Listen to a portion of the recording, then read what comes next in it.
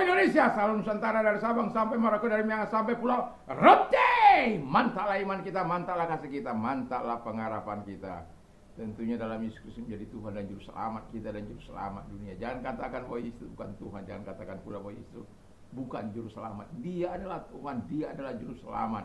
Kalau engkau percaya, engkau diselamatkan. Engkau tidak percaya, engkau akan dihukum. Yohanes 3 ayat 3 ke 6. Dan Yohanes 14 ayat yang ke-6 dikatakan, Akulah jalan dan kebenaran dan hidup, tiada seorang sampai kepada Allah kalau tidak melalui aku. Dan Yohanes Kisah Rasul 4 ayat 12, karena tidak ada keselamatan di dalam siapapun juga selain di dalam Dia Yesus Kristus, karena di bawah kolong langit ini tidak ada nama lain yang diberikan kepada manusia yang olehnya kita diselamatkan. Sekali lagi saya katakan Kisah Rasul 4 ayat 12 dan Yohanes 3 ayat 16. Karena begitu besar kasih Allah akan dunia ini sehingga Ia mengaruniakan anaknya yang tunggal supaya setiap orang percaya kepadanya tidak binasa, melainkan beroleh hidup yang kekal. Dengan hati percaya engkau dibenarkan, dengan mulut mengaku engkau diselamatkan. Dan semoga Tuhan membuat kita memilih yang terbaik dalam hidup ini. Selamat pagi bagi kita semuanya. Kiranya di pagi ini kekuatan Tuhan, kekuatan firman, kekuatan Roh Kudus, kekuatan doa, kekuatan iman menyertai setiap kita dalam menjalani kehidupan ini dari pagi sampai sore nanti. Tetap di dalam anugerahnya, tetap dalam cintanya tentunya, sertai dengan takut akan Tuhan. Tuhan Yesus memberkati kita. Dan sebelum kita mendengarkan firman Allah, mari kita berdoa. Engkaulah penyelamat kami, pemberi keselamatan yang sesungguhnya. Di dalam nama Yesus kami bersyukur dan berdoa. Haleluya. Amin. Puji nama Tuhan. Saya akan membacakan 1 Korintus 2 ayat 24. Demikian bunyi firman Allah. Ia sendiri telah memikul dosa kita di dalam tubuhnya di kayu salib, supaya kita yang telah mati terhadap dosa hidup untuk kebenaran. Oleh bilur-bilurnya kamu telah sembuh. Puji nama Tuhan. Tema kita adalah Tuhan Yesus penyelamat hidup kita. Jadi dari pembacaan ini kita melihat bagaimana karya Yesus yang begitu luar biasa, roh, jiwa, dan tubuh kita. Dia mau selamatkan supaya kita betul-betul menikmati perlindungan, menikmati kuasanya, menikmati pemeliharaannya, dan menikmati kasih sayangnya sepanjang umur hidup kita. Dan itu sebabnya Tuhan Yesus sebagai penyelamat hidup kita, yang pertama yang mau saya katakan adalah, yang pertama keselamatan diberikan dengan cuma-cuma kepada kita, atau kepada kita diberikan keselamatan secara gratis. Jadi itu sebabnya Ia sendiri telah memikul dosa kita. Jadi Dia sendiri telah memikul dosa kita.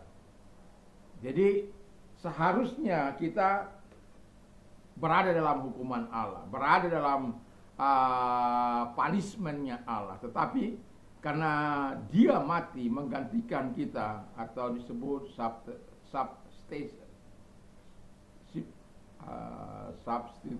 substitution, ya, atonement, ya. Jadi penebusan yang dilakukan dengan menggantikan posisi kita yang berdosa ini digantikan oleh Yesus yang benar itu.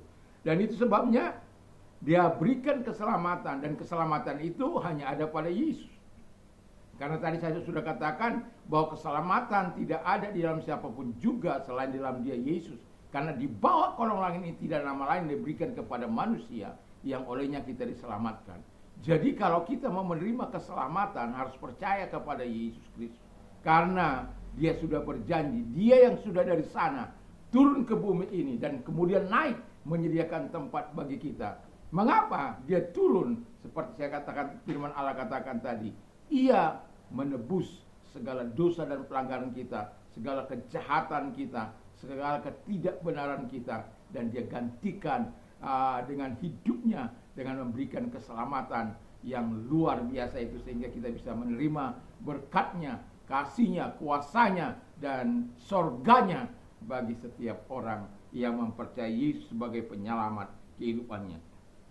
Dan yang kedua kata firman Allah, Dan Tuhan Yesus menyelamatkan kita sehingga kita dapat mati terhadap dosa-dosa kita. Dan Alkitab katakan bagaimanakah kita masih dapat hidup di dalam dosa. Roma 6 ayat 22. Bukankah kita telah mati bagi dosa? Jadi keselamatan yang Tuhan berikan kepada kita, Yesus yang sudah menjadi penyelamat hidup kita, Dia tidak membiarkan kita supaya kita dikuasai oleh dosa, supaya kita dikuasai oleh si jahat, supaya kita dikuasai oleh si iblis. Dia tidak inginkan itu, melainkan supaya kita mati terhadap tindakan-tindakan dosa. Dan itu sebabnya Rasul Paulus mengatakan, kalau kita sudah mati terhadap dosa, bagaimana mungkin kita bisa hidup kembali di dalam melakukan dosa. Dan itu sebabnya kita perlu mempercayai sebagai Tuhan dan Juru Selamat kita.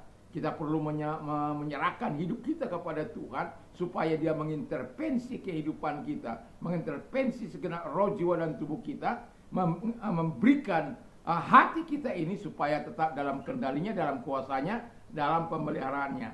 Supaya Allah dipermuliakan, Allah ditinggikan, Allah dimasyhurkan. Dan kita sebagai orang yang percaya kepada Dia, kita harus tetap mati terhadap dosa. Dan kemudian setelah kita mati terhadap dosa, tidak berhenti di situ, tapi kita hidup dalam kebenaran. Jadi kalau kita hidup dalam kebenaran, tetapi apabila Dia datang, yaitu Roh kebenaran, Ia akan memimpin kamu ke dalam seluruh kebenaran. Haleluya. Dalam Yohanes yang ke-16 ayat 13a. Jadi kalau roh kebenaran itu hadir, maka dia akan memimpin kita kepada kebenaran. Dan kalau kebenaran itu ada dalam hidup kita, maka kebenaran itu akan memerdekakan. Kebenaran itu kita harus junjung tinggi dalam hidup ini. Karena dengan kebenaran kita bisa hidup berkenan di hadapan Allah. Dengan kebenaran kita bisa menyenangkan hati Allah. Dengan hidup dalam kebenaran kita bisa dipakai oleh Tuhan untuk menjadi alat Tuhan. Dan itu sebabnya ini penting ketika kita hidup dalam kebenaran. Alkitab mengatakan dengan jelas yang keempat, oleh bilur-birunya kamu telah sembuh. 1 Maret 1987 saya percaya kepada Yesus. Dan pada waktu itu saya mendengarkan khotbah dari seorang hamba Tuhan, bahwa ketika engkau menjadi warga negara sorga, maka engkau dapat menikmati segala kepunyaan Tuhan, kuasanya, kasihnya, pertolongannya, mujizatnya, belas kasihannya, dan lain sebagainya. Dan kalau kita sakit, tinggal minta saja. Dan saya sebagai orang yang percaya pemula pada waktu itu meyakini sekali, dan betul-betul saya firman Allah itu tancap di dalam hati saya.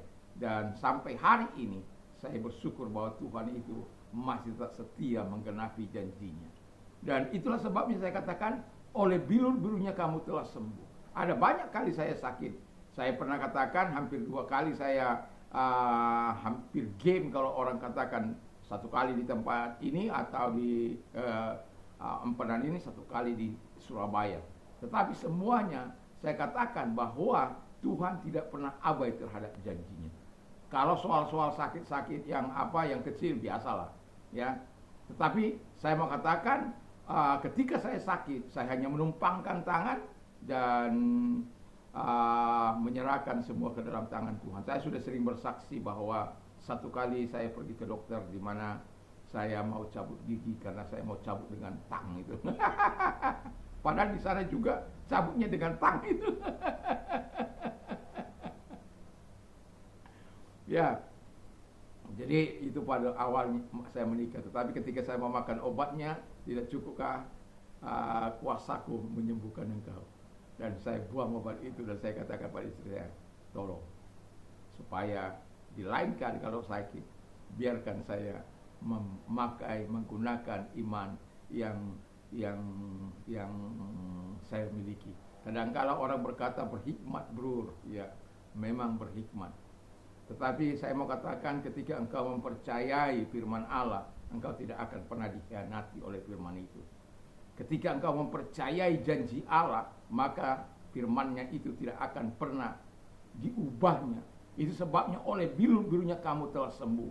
Oleh kuasanya, oleh kasihnya, oleh firman-Nya kamu sembuh. Karena Dia penyelamat hidup kita.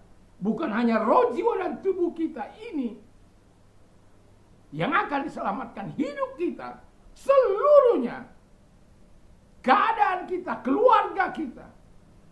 Makanya firman Allah katakan, ketika seseorang diselamatkan, maka seluruh keluarganya akan diselamatkan. Percayalah bahwa firman Allah itu ya dan amin. Dan kalau engkau sakit, percaya bahwa engkau telah, oleh bilur-bilurnya engkau telah sembuh. Tetapi yang mau saya tekankan adalah bagaimana engkau hidup. Itu penting. Jangan mau minta kuasa Allah bekerja tapi hidup dalam dosa. Masih hidup dalam pemberontakan, masih hidup dalam opo-opo, tapi mau minta kuasa Allah menyembuhkannya. Ya, jangan pernah harap. Kalau kita mau mengharapkan kesembuhan ilahi dalam hidup kita, Alkitab katakan supaya kita hidup dalam kebenaran itu. Nah, ketika kita hidup dalam kebenaran, maka disitulah ketika kita meminta kepada Allah Bapa, maka Dia berkenan menjawab segala doa-doa kita. Karena apa? Dia menyelamatkan. Itu sebabnya Dia selamatkan engkau. Dia berikan keselamatannya kepada kita, supaya kita tidak hidup dalam dosa.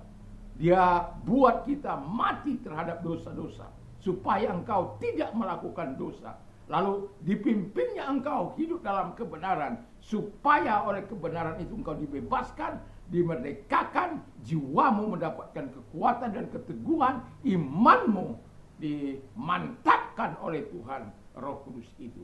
Dan kemudian kalau engkau sakit sebagai manusia, tentu kita tidak bisa pungkiri itu. Tetapi bersyukurlah punya Tuhan yang besar. Dalam perjalanan kehidupan ini, kita sudah bisa melihat bagaimana banyak orang yang korban di jalan raya ini dan itu.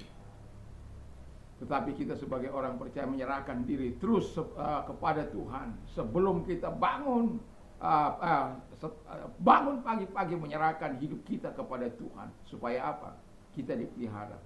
Itu sebabnya saya katakan, intervensi sekecil apapun dalam kehidupan yang akan berlangsung di hari ini. Dan itu memang tidak mudah dalam penyerahan diri kepada Tuhan. Tapi saya mau katakan bahwa segala janji Allah, setiap janji Allah yang kau percayai, Dia akan konsisten untuk menepati. Kalau engkau percaya oleh bilur-bilurnya engkau sembuh, kau akan sembuh apapun sakit penyakitmu. Dan itu sebabnya jangan mengeraskan hati ketika engkau mendengarkan firman Allah. Dia berikan keselamatan, Dia berikan kita yang terbaik. Dan puji Tuhan, semoga Yesus yang menjadi penyelamat hidup kita itu ada dalam hati kita dari sekarang sampai selama-lamanya. Tuhan Yesus memberkati. Mari kita tunduk kepala, kita berdoa. Terima kasih Tuhan buat segala kasih-Mu, dan Engkau yang menjadi penyelamat hidup kami. Tuhan Yesus menjadi penyelamat hidup kami, dan kami yakini itu, dan kami percaya. Dan kalau ada yang sakit, aku perintahkan segala sakit penyakit dalam nama Yesus. Karena Engkau yang berkata, usir setan-setan, lenyapkan segala sakit penyakit. Aku perintahkan segala sakit penyakit yang ada pada mereka, datanglah kepada mereka, ulurkan tanganmu, karena engkau tidak mengenal jarak, ruang maupun waktu. Dalam nama Yesus, sembuhlah engkau, dan oleh bilur daripada Tuhan Yesus engkau sembuh. Oleh kuasanya engkau sembuh, oleh firman-Nya engkau sembuh. Terima kasih. Dan kami juga berdoa Tuhan Yesus bagi mereka-mereka yang sedang mengalami masa-masa sulit. Dalam nama Tuhan Yesus, datang kepada mereka, pertolongan-Mu berikan kepada mereka di dalam nama Yesus Kristus, sehingga nama-Mu dipuji dan dipermuliakan. Terima kasih buat pembebasan-Mu, buat kekuatan-Mu kepada mereka dalam menghadapi masalah dan kesulitan mereka. Terpujilah Engkau, kami berdoa dan bersyukur dalam nama Yesus. Haleluya. Amin. Selamat pagi, selamat kita beraktivitas tentunya bersama dengan Tuhan Yesus Kristus. Mantap, mantap, mantap.